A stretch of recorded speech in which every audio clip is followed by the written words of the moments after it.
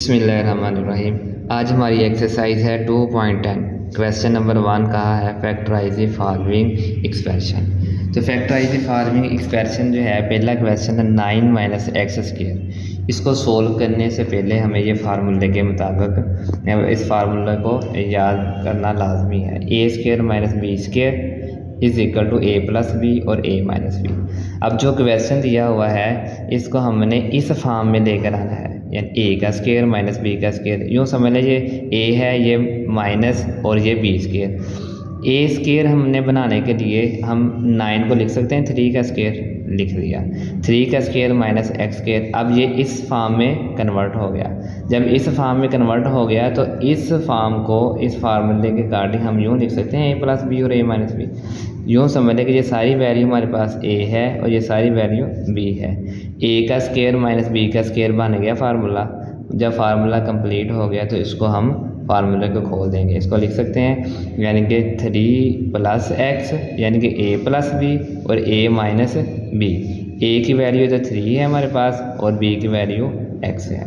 इसी तरीके से a की वैल्यू इधर 3 है माइनस b की वैल्यू x है। Question number 3 16x square y square minus 25 a square b square. ये क्वेश्चन है, इसको बिल्कुल इस फार्मूले के अकॉर्डिंग हम सोल्व कर लेंगे।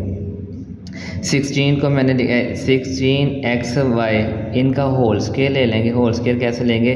16 को लिख दिया मैंने 4x वाई, यानी कि अगर 4 का मैं स्क्वायर लूँगा तो 16 आ जाएगा, x का स्क्वायर लूँगा तो x स्क्वायर आ जाएगा, y का स्क्वायर लूँगा तो y स्क्वायर आ जाएगा। बिल्कुल सेम टू सेम इसी तरीके से इस तरफ 25 को मैंने 5a b और उनका ओवरऑल जो होल स्क्वायर है वो लिख लिया। तो 5 का स्क्वायर जो है 25 हो जाएगा, a का स्क्वायर a स्क्वायर आ जाएगा, b का स्क्वायर b स्क्वायर आ गया। ये यूँ समझ लेंगे ये सारी की सारी वैल्यू a है हमारे पास, ये सारी की सारी वैल्यू b है। a का स्क्वायर माइनस b का स्क्वायर, तो फार्मूले के अंदर अप्लाई कर दें a प्लस b और a माइनस b। a हमारे पास वैल्यू है 4x y प्लस b हमारे पास है 5ab। इसी तरीके से a माइनस बी आगे लगाएंगे फार्मूले के मुताबिक। a हमारे पास है 4xy माइनस b हमारे पास है 5ab।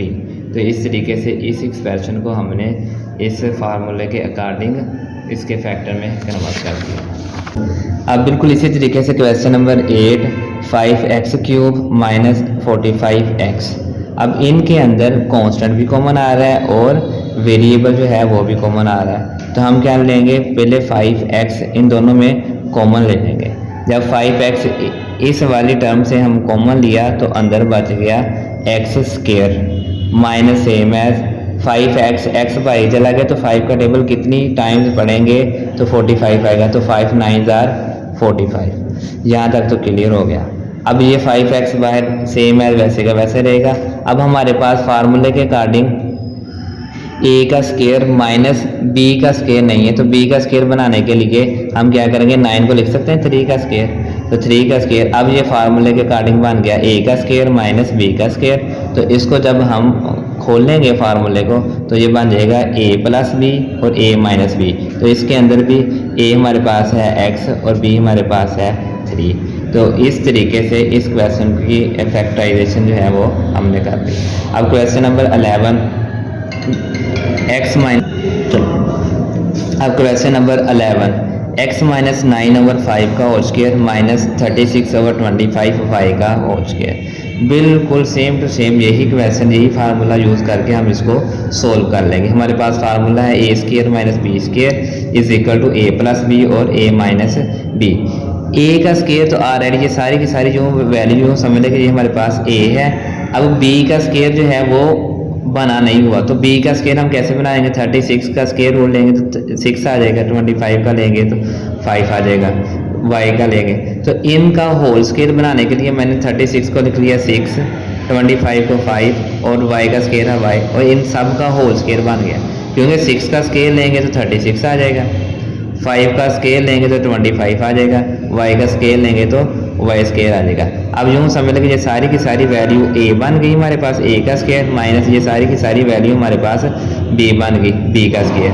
अब फार्मूले के मुताबिक इसको जब हम खोलेंगे तो ये बन जाएगा a प्लस बी और ये बन जाएगा a माइनस बी ये वाली वैल्यू। तो इस तरीके से इस क्वेश्चन के जो फैक्टर हैं वो ये वाले होंगे।